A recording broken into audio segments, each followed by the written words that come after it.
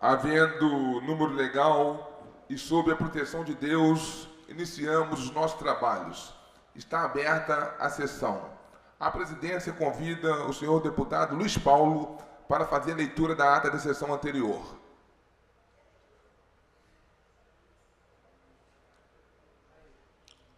Senhor deputado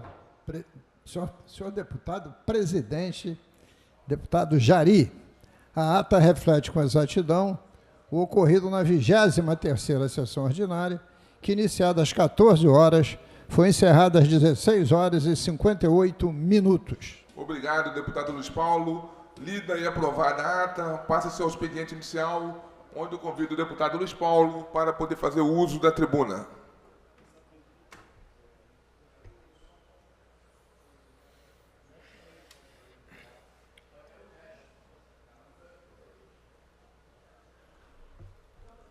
Senhor presidente do expediente inicial, deputado Jari, que felizmente gosta de acordar cedo.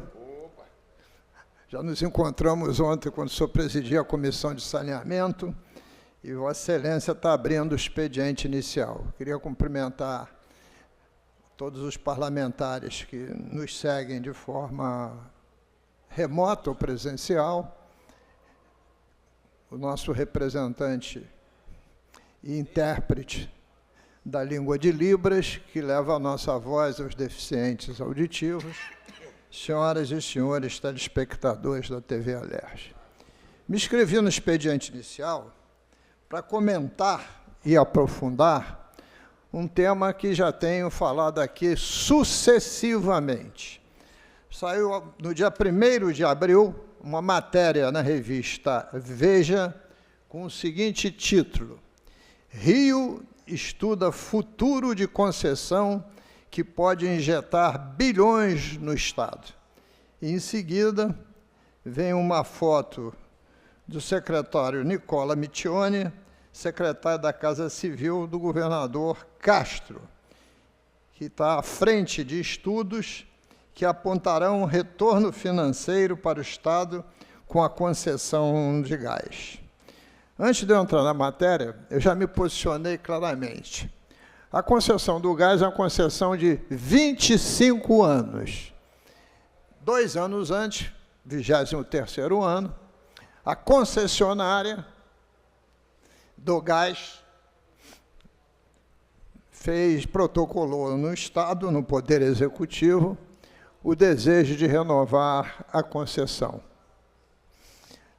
A Casa Civil estruturou um grupo de trabalho para verificar se é melhor financeiramente renovar a concessão por mais 25 anos ou licitá-la. E eu claramente já me posicionei diversas vezes que eu sou contra a renovação da concessão do gás, por uma questão de vantajosidade, por uma questão de não ser o melhor caminho para o Estado. E por que não é o melhor caminho para o Estado? Porque você teve uma experiência de uma concessão durante 25 anos, que teve muitas falhas, inclusive já apurada aqui pela própria Assembleia Legislativa, em comissões permanentes. Ora, então você precisa o quê? Definir novas metas. Novas metas. Que as metas de 25 anos atrás são diferentes da de hoje, a de convir. Foi uma licitação de 95, 95 não, foi 97, salvo de memória. Ora, depois de você definir o plano de investimentos com essas metas, é que você vai fazer o estudo de viabilidade econômica. Quanto tem que investir, quanto o volume de tarifas acumulada ano a ano vai render, né? E aí começar a fazer as curvas de equilíbrio financeiro da futura licitação. E seguramente vai ser uma licitação com cobrança, seria uma licitação de cobrança de outorga. Ora, se você renova, você não tem concorrência, a outorga é menor. Se você licita, a outorga é maior. Então, eu sou claramente contrário à renovação e claramente favorável a que se faça um novo processo licitatório. Isso tem que ficar claro. E tem outra condicionante, senhor presidente, outra condicionante. Nós vamos entrar no ano que vem, no último ano de governo, um ano eleitoral. Então, não é período apropriado para a renovação de contrato, para se licitar em qualquer época. Essa é, em geral, a regra do jogo. A regra do jogo. Nós tivemos aqui experiência, e Vossa Excelência verificou isso, da privatização, isto é, da concessão da SEDAI à iniciativa privada, que com menos de um ano já tinha problemas. Verdade. O senhor verificou isso tudo no dia de ontem. Verdade. E mesmo sendo uma licitação, dividido em lotes, nós estamos vivendo uma série de problemas. Imagine 25 anos de concessão por prorrogação sem licitação. Então, para mim, antes de ler a matéria, está claro o grave problema. E evidencia-se que, se esse grupo foi montado, possivelmente é para chegar à conclusão da renovação sem licitação. Porque senão ia montar um grupo de trabalho para estudar a confecção do novo edital, e não para ver o que é melhor para o Estado, ou o que é melhor não é para o Estado, o que é melhor para a política. Né? Ora, o Estado licitou a SEDAI, botou um volume de dinheiro imenso no cofre, e o que acontece no orçamento de 25? O Estado está quebrado. Pode ser que até a quebra, no sentido do déficit orçamentário, possa ser até um pouco menor no final do ano. Mas, na LOA, está exposto lá que o déficit orçamentário é 14,6 bilhões de reais. Não é qualquer déficit. Não é qualquer déficit. Eu confesso que déficits dessas envergaduras, senhor presidente, eu só vi ocorrer no período que o Estado quebrou. Faliu e entrou no regime de recuperação fiscal. E, antes de entrar no regime, teve um decreto da época do governador Dornelles, que estava em exercício, dizendo que o Estado estava em calamidade pública financeira. Nós estamos quase lá de novo, quase lá. E vendeu a SEDAI. Cadê o dinheiro da SEDAI? Não vejo obra estruturante em lugar nenhum. Se o senhor conhecer obra estruturante feita com o dinheiro da SEDAI, o senhor me avisa, senhor presidente. O senhor me avisa que eu vou lá verificar. Então, imagine uma renovação para botar... Não acho que vai botar bilhões, não. Meu número não é esse. Mas qualquer dinheiro que bote no caixa, né, o governador já falou em entrevista jornalística em 10 bilhões. Eu duvido desse número. Para gastar em drenagem e pavimentação em período eleitoral, vamos falar sério. A renovação tem que ser... Não é uma renovação, não tem que ter renovação, tem que ter licitação. E se a empresa que está lá instalada, ela tem uma vantagem estratégica. Ninguém deve conhecer no mercado melhor o assunto do que ela. Então, ela se prepara para ganhar nova licitação. Né? Então, este é o caminho. E aí volta a matéria. E eu estou me pronunciando novamente sobre o tema, porque saiu essa matéria jornalística. E, nesse exato momento, a matéria saiu do meu telefone também, mas ela vai voltar, porque está aqui, ó. Rio estuda futuros de concessão que poderia injetar bilhões no Estado. Entrevista com o secretário da Casa Civil também. E a própria matéria mostra. Cadê a transparência? Ninguém sabe o que está acontecendo nesses estudos. Esses estudos serão objetos de audiências públicas em comissões permanentes da Casa, como, por exemplo, a Comissão de Minas e Energia, né, porque gás é energia. Transparência é preceito constitucional. Esta Casa vai permitir que se renove uma concessão sem lei autorizativa específica? Não, tem que fazer uma nova licitação, né? Então, isso tudo, senhor presidente, é um tema que eu prometo a Vossa Excelência que já estou cuidando com todo o vigor desse tema, porque é um tema muito importante para o Estado. E agora leia a matéria, só para você ver o tamanho da matéria. Depois da privatização da SEDAI, outra concessão do Rio, que pode render bilhões aos cofres do Estado, é o do setor do gás. Matéria da Veja, de 1º de abril. O governo Cláudio Castro estuda se renova com a Naturgy, empresa holding das concessionárias SEG e SEG Rio, ou se faz nova licitação para a área.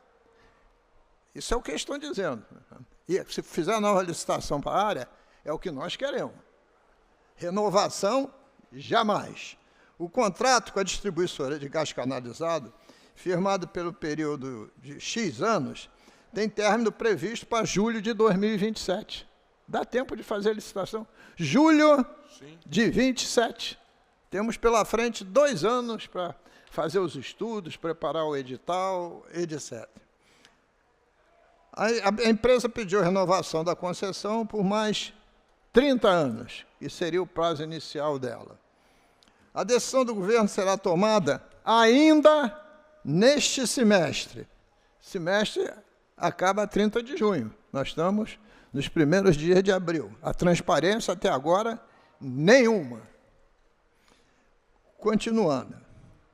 A decisão do governo será tomada ainda neste semestre, como afirma o secretário estadual da Casa Civil, Nicola Mittioni, à frente das discussões. Entre aspas, diz o secretário da Casa Civil. Estamos realizando estudos técnicos. O certo é que o Estado não fará um mau negócio, diz ele. Se renovar, vai fazer um péssimo negócio. Se licitar, pode ser que faça um bom negócio. Não é isso, meu coronel? O certo... Bom, e acrescenta que o setor pode gerar algumas dezenas de bilhões em investimentos no Estado. Algumas dezenas de bilhões.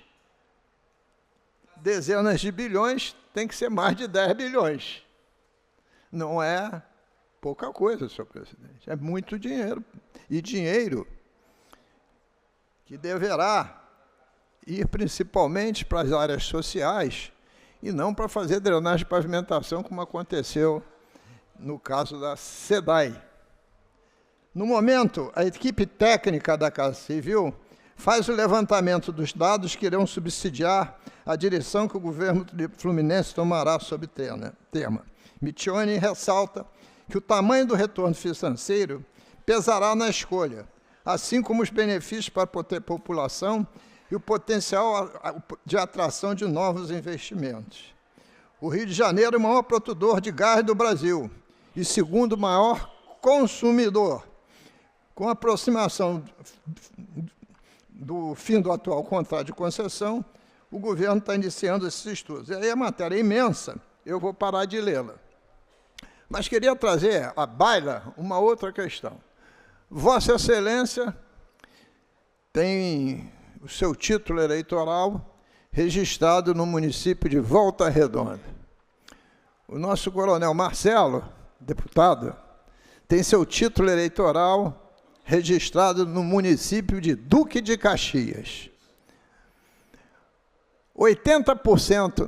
Mais de 80% dessa concessão está na região metropolitana do estado do Rio de Janeiro. E 20% aproximadamente, estou arredondando números, estão no interior do estado. Ora, com uma concessão desse tamanho, não vão ser ouvidos os prefeitos? Tem que ser ouvido os prefeitos. Claro que a concessão, a rede corta mais de um município, tem a ver com o Estado. Não estou tirando o direito do Estado, mas tem que ser ouvir os prefeitos. E não somente os prefeitos da região metropolitana. Até porque existem diversas associações de prefeitos no estado do Rio de Janeiro. E a audiência pública é fundamental, porque tem que se saber o que a população pensa sobre isso. O poder no executivo, nem o próprio legislativo, é composto de meia dúzia de iluminados que pode decidir tudo à revelia da população sem dar satisfação. Então, estou chamando a atenção para o tema, fiz questão de, no expediente inicial, falar, porque li essa matéria hoje pela manhã. Não tinha ainda visto essa matéria, porque é da revista Veja, e eu não tenho assinatura da revista Veja. Mas chegou às minhas mãos essa matéria, estou trazendo novamente essa questão para a reflexão dos senhores e senhoras deputadas, porque continuarei em cima desse tema, tanto no dever que nos compete, de fazer o controle externo da administração pública, como também na defesa do erário e dos interesses da população fluminense. Muito obrigado, senhor presidente. Muito boa explanação, deputado Luiz Paulo, obrigado. Convido agora o deputado Marcelo Dino para o uso do expediente inicial.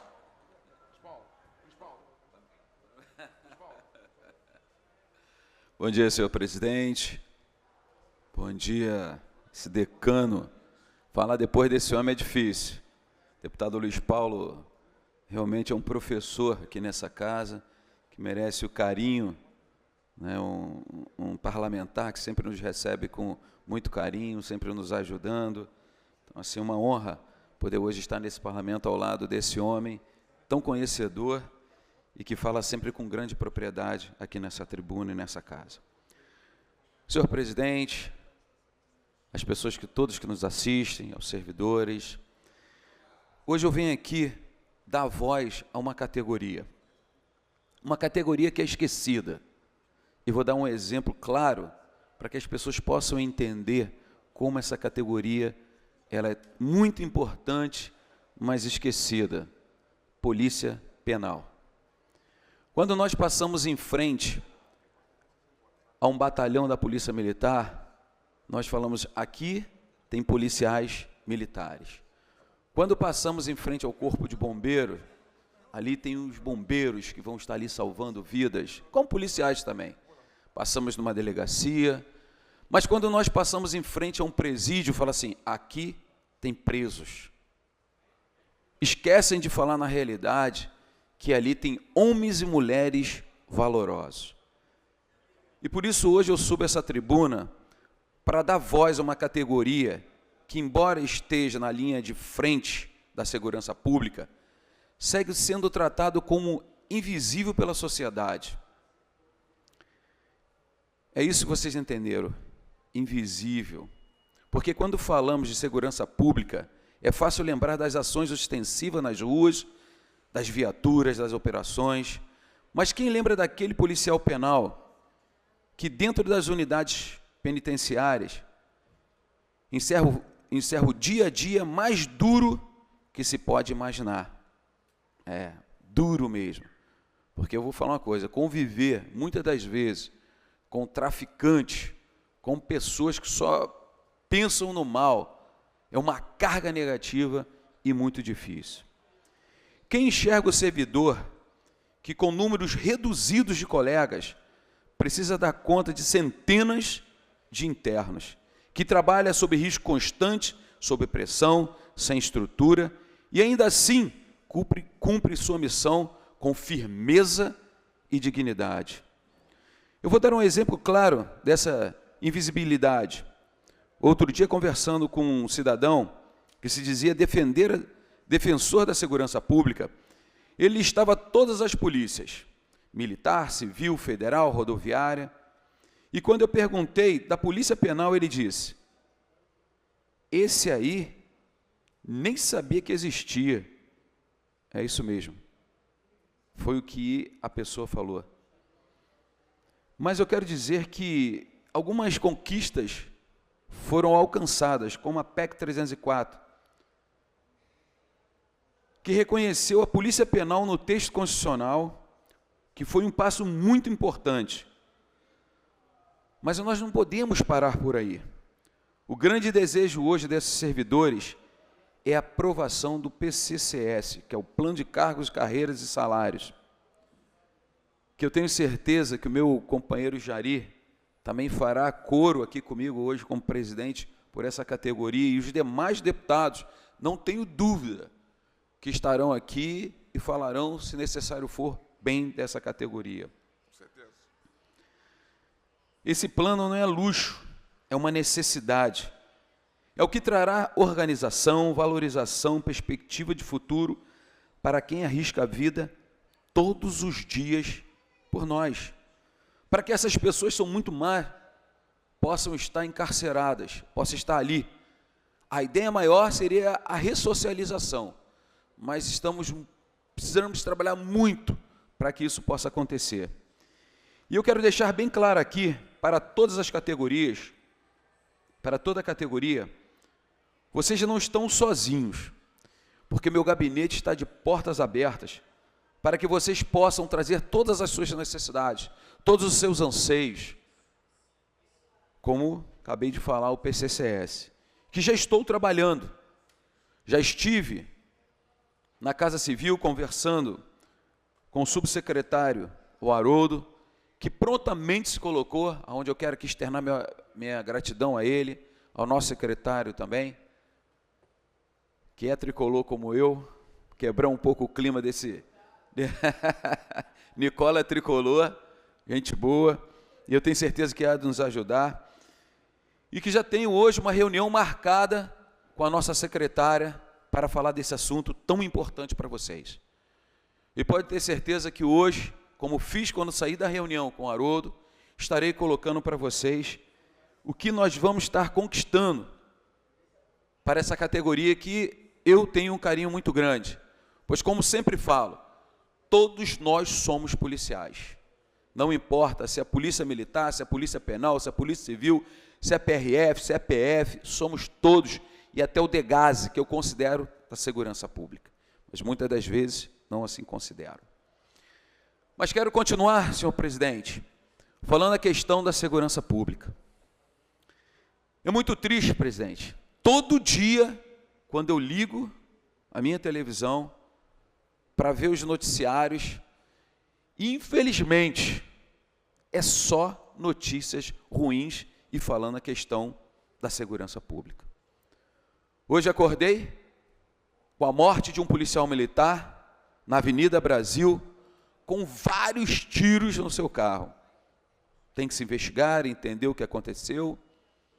Ali, pelo que parece, foi mais alguém tentando roubar carro, porque foram muitos tiros na lateral do carona, mas tem que se investigar para entender.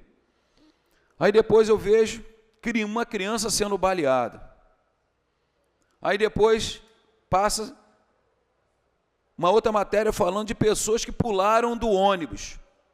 Estava tendo assalto.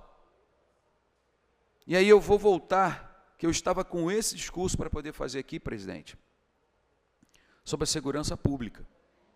Que eu ia falar do comissário Marchini, que perdeu a sua vida na frente da sua esposa, que teve que dar ré, sair, que conseguiu sobreviver, porque na realidade, senhor presidente, tinha um carro blindado. Mas eu tenho usado constantemente a tribuna, pedindo ajuda ao judiciário, para que eles sejam mais rigorosos. E eu tenho dito constantemente que uma hora, senhor presidente, a conta vai chegar para todo mundo. E a insegurança vai bater a porta de todos.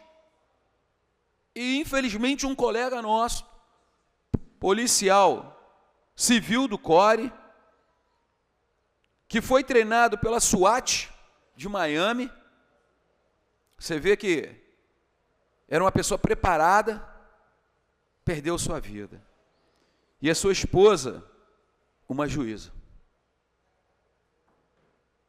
É uma reflexão que todos os juízes, aqueles que são do Ministério Público, têm que fazer uma reflexão e pensar hoje.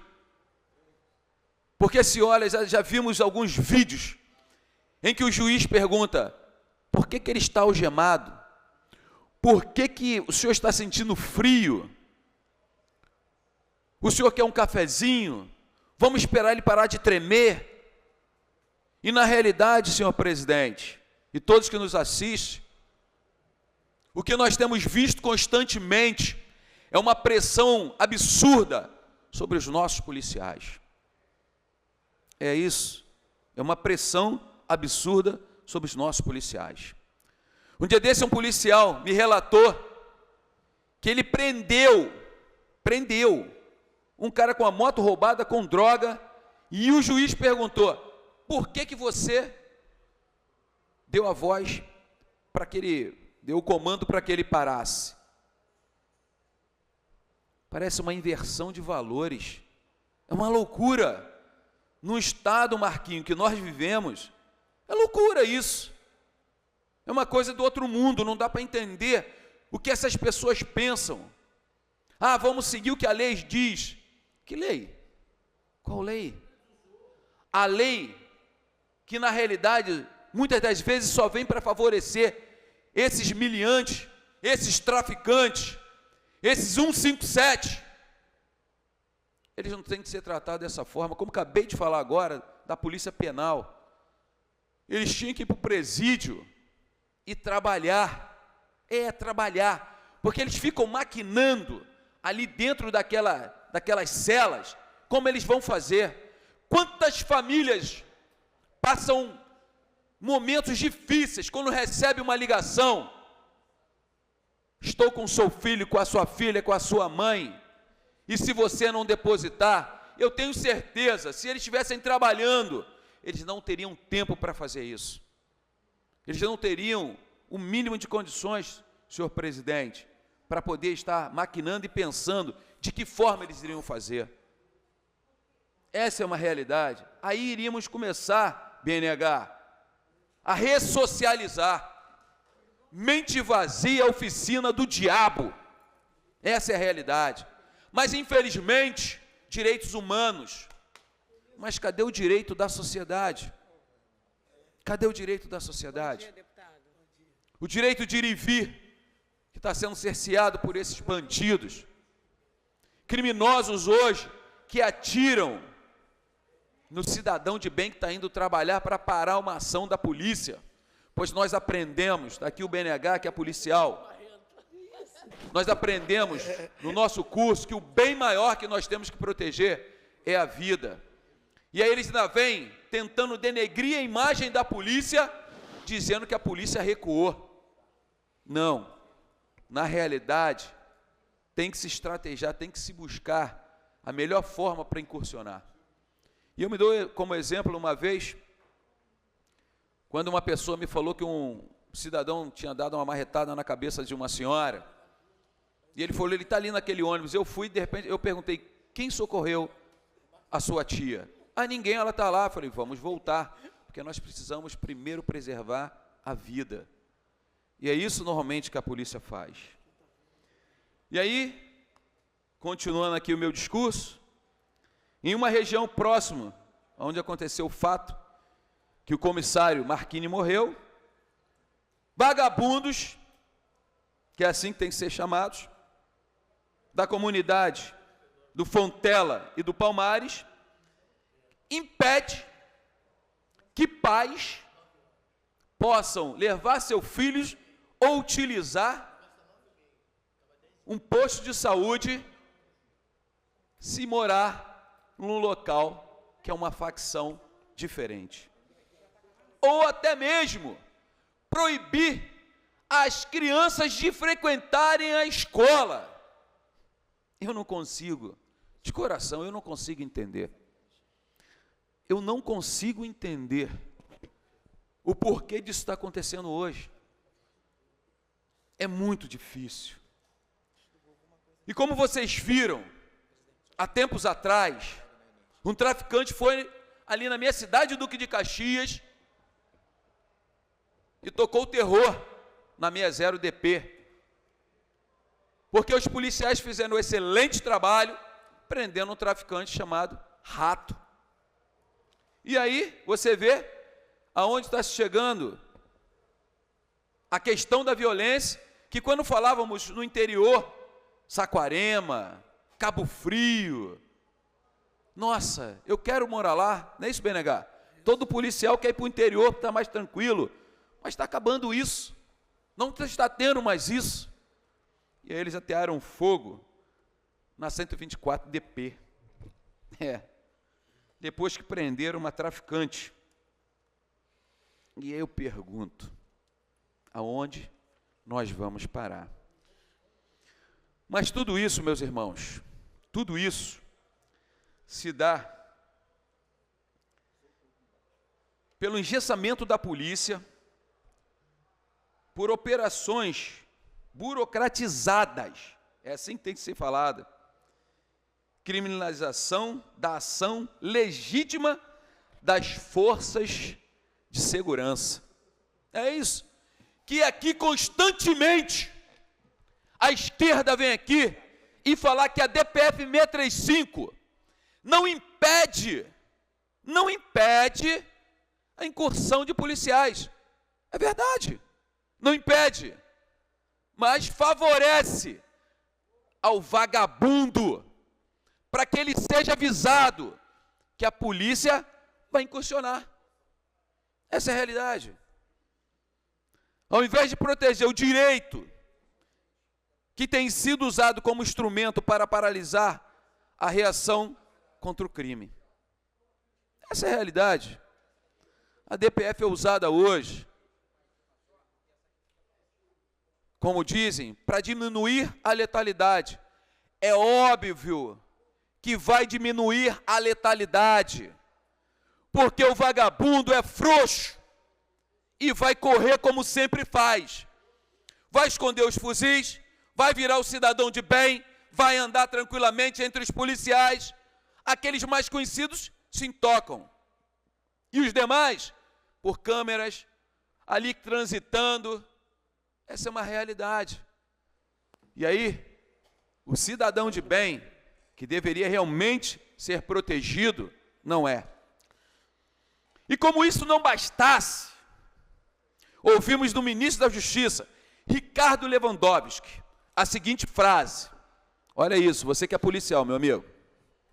A polícia prende mal e o judiciário é obrigado a soltar. Absurdo. Mas aí eu vou fazer uma pergunta a todos os brasileiros. Uma investigação acirrada, naquele momento em que entraram no Congresso e em outras instituições, aonde uma mulher pichou uma estátua e foi condenada a 14 anos de pagar 30 milhões. E aí não vou entrar nem no campo político.